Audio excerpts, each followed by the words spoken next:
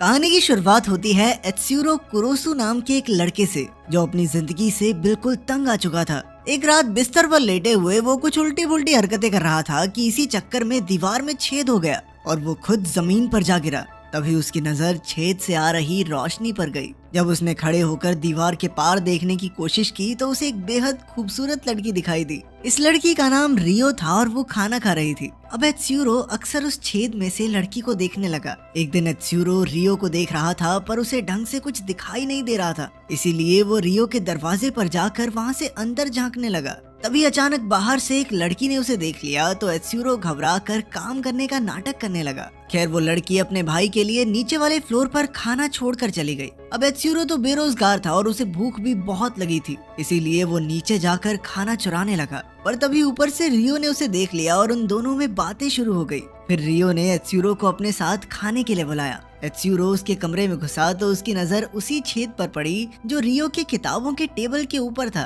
खैर फिर वो दोनों मिलकर खाना खाने लगे तो एत्सुरो को खाना बेहद पसंद आया और उसने खाने की काफी तारीफ की। तब रियो ने कहा कि जब उसका मन करे वो खाना खाने आ सकता है। फिर खाने के बाद एत्सुरो खुशी खुशी अपने घर लौट आया और फिर अपने कमरे से छुपकर रियो को देखने लगा। फिर एक दिन जब वो दोनों खाना खा रहे थे तो एत्सुरो ने रियो से पूछा कि उसके बार बार यहाँ आने से उसे कोई तकलीफ तो नहीं। पर रियो तो कहने लगी कि अगर वो चाहे तो उसके साथ आकर रह भी सकता है। फिर धीरे धीरे एत्सुरो को रियो से प्यार होने लगा क्योंकि उसकी नजर में रियो से बेहतर लड़की कोई नहीं हो सकती। खैर रात को एत्सुरो ने छेद में से रियो को ना देखने का फैसला किया पर वो ज्यादा देर तक खुद को रोक नहीं पाया। उसने छेद से झांक कर देखा तो उसे रियो के साथ एक और आदमी दिखाई दिया। एत्सुरो को लगा कि शायद वो रियो का बॉयफ्रेंड होगा, पर अचानक रियो ने एक ही झटके में उस आदमी का सर धड़ से अलग कर दिया और एक वहशी दरिंदे की तरह हंसने लगी। ये देखकर एत्सुरो हक्का बक्का रह गया और उसने दीवार को धक्का मारा जिससे उस छेद के सामने एक किताब गिर गई। उसे यकीन ही नहीं हो रहा था कि मासूम सी दिखने वाली रियो एक आदमी की जान ले सकती है।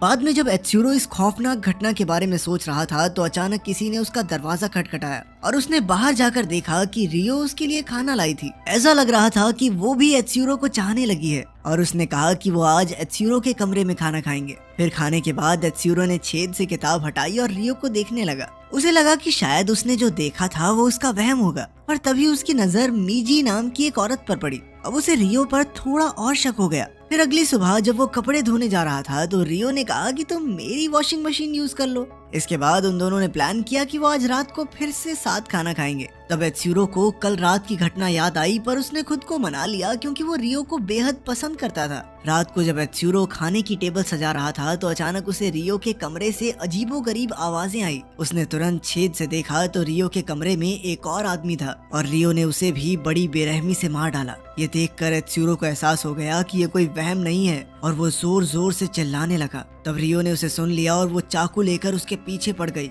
एत्सुरो जान बचाकर बिल्डिंग की छत पर भाग गया पर रियो उसके पीछे वहाँ भी आ गई। रियो ने उससे पूछा कि एत्सुरो को उसका सच कैसे पता चला। तब एत्सुरो ने उसे छेद के बारे में बता दिया। साथ ही उसने घबराते हुए अपने प्यार का इजहार भी कर दिया कि तुम क्यों करती हो ये सब, मैं बहुत प्यार करता हूँ तुमसे, लेकिन तुम लोगों को मारती हो रियो। रियो ने उसकी गर्दन पर चाकू रखकर उसकी आखिरी इच्छा पूछी तो एत्सुरो ने कहा कि वो रियो को अपनी गर्लफ्रेंड बनाना चाहता है। ये सुनकर रियो ने उसके चेहरे से खून चाट कर उसे चूम लिया। साथ ही वो उसकी गर्लफ्रेंड बनने को तैयार हो गई। जिसके बाद एत्सुरो ने एक डिपार्टमेंटल स्टोर में नौकरी ढूंढ ली। वहाँ ब्लेड से बक्से खोलते हुए उसे याद आया कि मेरी गर्लफ्रेंड तो इससे थोड़े बड़े ब्लेड से बंदे ही खोल देती है, और ये सोच सोच कर वो बहुत घबरा रहा था। खैर अगली सुबह रियो एत्सुरो को अपने कॉलेज ले गई और उसने अपने दोस्तों को बताया कि एत्सुरो उसका बॉयफ्रेंड है। ये सुनकर तो एत्सुरो के पेट में तितलियां उड़ने लगी। अब एत्सुरो ने भी इसी कॉलेज में एडमिशन लेने का सोचा ताकि वो रियो को बाकी लड़कों से बचा सके। पर फिर रियो ने उसे याद दिलाया कि तू मुझे बंदों से क्यों बचाएगा, मैं खुद एक बंदा मारती हूँ रोज रात को, सीरियल किलर हूँ मैं।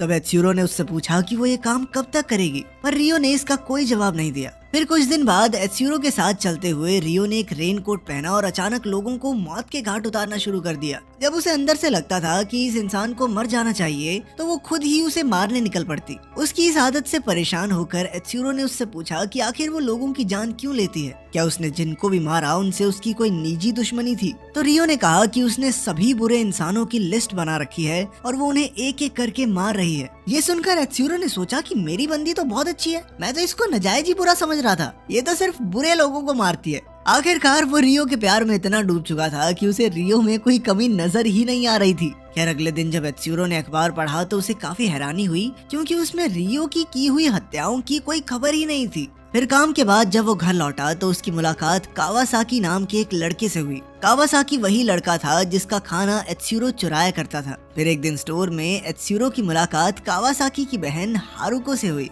तब एत्सुरो ने उससे सामान का कोई पैसा नहीं लिया, क्योंकि पहले उसने एत्सुरो की मदद की थी। आखिरकार जब एत्सुरो घर लौटा तो उसने छेद से देखा कि रियो ने उसके लिए एक मैसेज छोड़ा था। उसने एत्सुरो को 10 बजे मिलने को कहा। अब एत्सुरो नहा धोकर 10 बजे तक इंतजार करता रहा कि अचानक उसे रियो के कमरे से आवाज सुनाई दी। उसने तुरंत छेद में झांका तो उसने देखा कि कावासाकी के हाथ पैर बंधे हुए थे और रियो उसका कत्ल करने ही वाली थी। एत्सुरो ने चिल्लाकर उसे रुकने को कहा, पर रियो ने कहा कि वो चुपचाप सब देखता रहे। फिर उसने एक ही झटके में कावासाकी को मार डाला। कुछ ही पलों में वहाँ मीजी नाम की वो औरत अपने क्रू के साथ आई और उसने सारा कमरा एकदम साफ कर दिया ताकि कत्ल का कोई सुराग न रहे। पर तभी एत्सुरो रियो के कमरे में आ गया और उसने मीजी से पूछा कि वो ये सब क्यों कर रही है। तब मीजी ने कहा कि मेरी तरह दुनिया भर में कई लोगों को लाशों की जरूरत होती है। फिर उसने एत्सुरो को अपने इयररिंग्स दिखाए जो इंसानी उंगली से बने थे। तब एत्सुरो ने पूछा कि उन्होंने कावासाकी जैसे भले आदमी को क्यों चुना। ये सुनकर मीजी एत्सुरो को कावासाकी के कमरे में ले गई, जहाँ चारों ओर खून बिखरा हुआ था। असल में कावासाकी यहाँ बिल्लियों को बुरी तरह काट कर मार डालता था। फिर मीजी ने एत्सुरो को भी चेतावनी दी कि रियो तुम्हें भी इसी तरह मार डालेगी। ये सुनकर एत्सुरो बुरी तरह डर गया और अपने कमरे में भाग गया। अगली सुबह रियो ने एत्सुरो का दरवाजा खटखटाया, पर एत्सुरो ने दरवाजा नहीं खोला, इसलिए रियो बालकनी से अंदर आ पहुंची। वो एत्सुरो को गले लगाना चाहती थी, पर एत्सुरो उससे अच्छे से पेश नहीं आ रहा था, इसीलिए वो चली गई। फिर अगले दिन एत्सुरो की मुलाकात हारुको से हुई तो एत्सुरो ने उसके भाई के बारे में पूछा। तभी अचानक रियो भी बालकनी में आ गई और उसने हारुको को अपने कमरे में बुलाकर अपने भाई का इंतजार करने को कहा, मगर एत्सुरो ने जैसे तैसे हारुको को रियो के पास जाने से मना कर दिया। हारुको के जाने के बाद एत्सुरो ने रियो से पूछा कि क्या वो हारुको को भी मार डालेगी, तो रियो ने कहा नहीं। फिर अगले दिन हारुको ने एत्सुरो को मैसेज करके कॉफी शॉप में मिलने के लिए बुलाया, क्योंकि वो अपने भाई के बारे में कोई बात करना चाहती थी। लेकिन तभी एक काली वैन वहां आ गई और कुछ लोग एत्सुरो को जबरदस्ती उठाकर ले गए। उस वैन में मीजी थी तो एत्सुरो ने उसे बताया कि हारुको अपने भाई को ढूंढ रही है।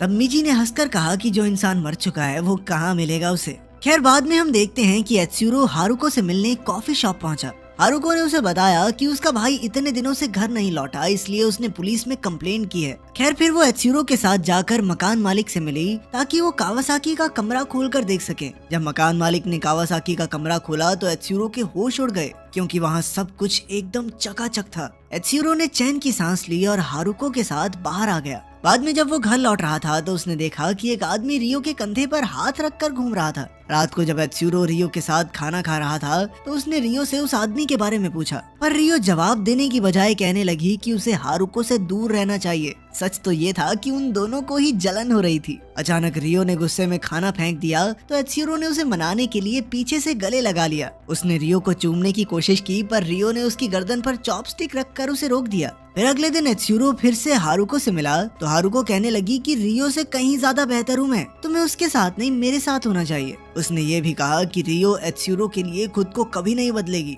आखिरकार जाने से पहले हारुको ने कहा कि वो कल यहीं उसके जवाब का इंतजार करेगी। फिर जब एत्सुरो घर जा रहा था तो अचानक कुछ गैंगस्टर्स ने उसे अगवा कर लिया और वो उसे अपने अड्डे पर ले आए। फिर उनके गैंग लीडर ने एत्सुरो को हुक्म दिया कि वो रियो को और कत्ल करने के लिए मनाए, पर एत्सुरो ने इसके लिए साफ इनकार कर दिया तो गुंडों ने उसकी जमकर धुलाई की और आखिरकार उसे रिहा कर दिया। फिर जब वो घर पहुंचा तो एत्सुरो और रियो के बीच लड़ाई हो गई। एत्सुरो ने रियो से कहा कि तुम लोगों का खून करना बंद कर दो, पर रियो नहीं मानी और इसी वजह से उनका ब्रेकअप हो गया। ब्रेकअप के बाद भी एत्सुरो रियो को छेद से देखता रहा और वो अब भी लोगों की जान ले रही थी, मगर अब वो उन्हें मारने के बाद हंसने की बजाय रोने लगी थी। तब एत्सुरो को एहसास हुआ कि रियो ये सब उन गैंगस्टर्स के दबाव में आकर कर रही है ताकि वो एत्सुरो को कोई नुकसान न पहुंचाए। तब एत्सुरो गुस्से से भर गया और दौड़ते हुए गैंगस्टर्स के अड्डे पर पहुंचा। उसने गैंग लीडर से कहा कि वो रियो को धमकाकर उससे कत्ल करवाना बंद करे। फिर उसने एक चाकू लेकर गुंडों पर हमला कर दिया, मगर उसे लड़ाई का कोई अनुभव नहीं था, इसीलिए गुंडों ने उसे मार मार कर कीमा बना दिया।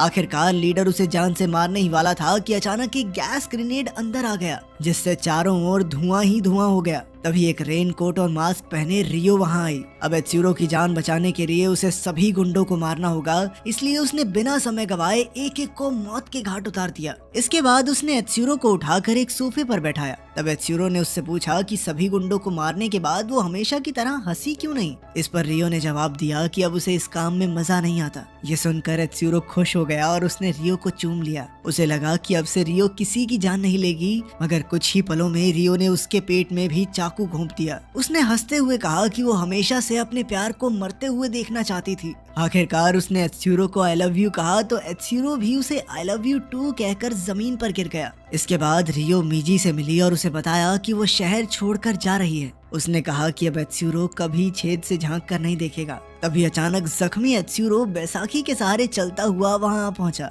तब ये खुलासा होता है कि रियो ने उसे मारा नहीं था, बस बेहोश किया था। आखिरकार एत्सुरो और रियो अपने नए सफर पर निकल गए और रियो ने उससे वादा किया कि वो आज के बाद किसी की जान नहीं लेगी। तो क्या आपको लगता है कि रियो सच में सुधर गई है?